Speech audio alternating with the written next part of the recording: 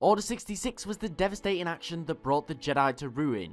But what if, when it was initiated and the 501st marched on the Jedi Temple, they failed in their assault? During the waning hours of the Clone Wars, the 501st Legion was discreetly transferred back to Coruscant.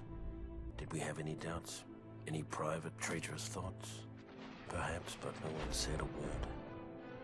Not on the flight to Coruscant, not when Order 66 came down, and not when we marched into the Jedi Temple. Not a word.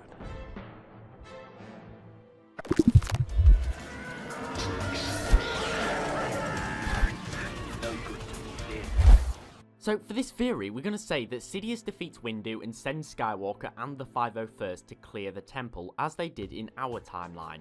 However, before Windu left, he ordered the Jedi Temple to be on high alert, so when the attack did come, the Jedi and its guards were prepared for an assault. Now, realistically, the temple was fairly easy pickings for the Sith. Most of the experienced Jedi were battling the Separatists all across the Outer Rim, and majority of the temple's inhabitants were younglings, Padawans, injured knights or guards, so honestly, the chances of the Jedi defeating the legion of veteran clones and their powerful Sith leader are incredibly slim, but for the fun of the theory, let's say that they do.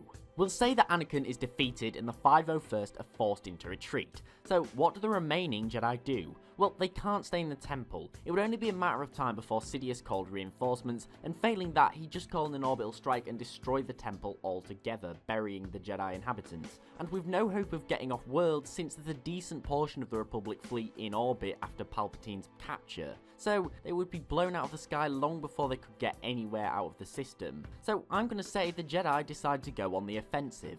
And there's only one target that the Jedi would attack, and that would be Sidious himself, storming the Senate building where he resides, along with a large portion of the galaxy's elite.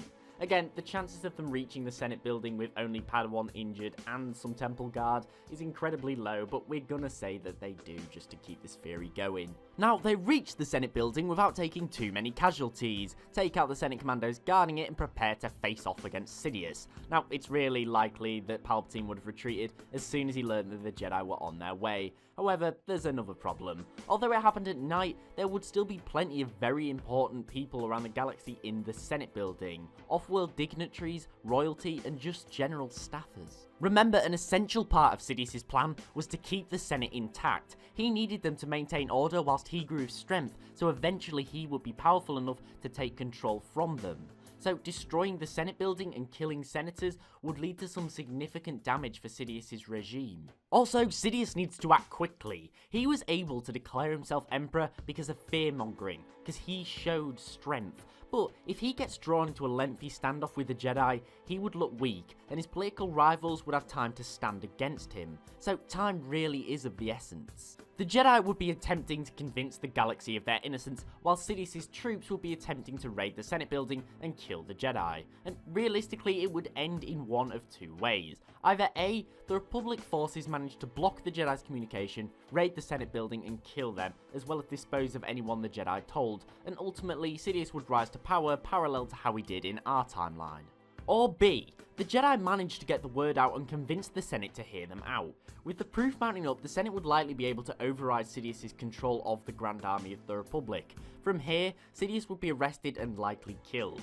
Meanwhile, the war would be brought to an end, both sides realising that the Sith have manipulated them both.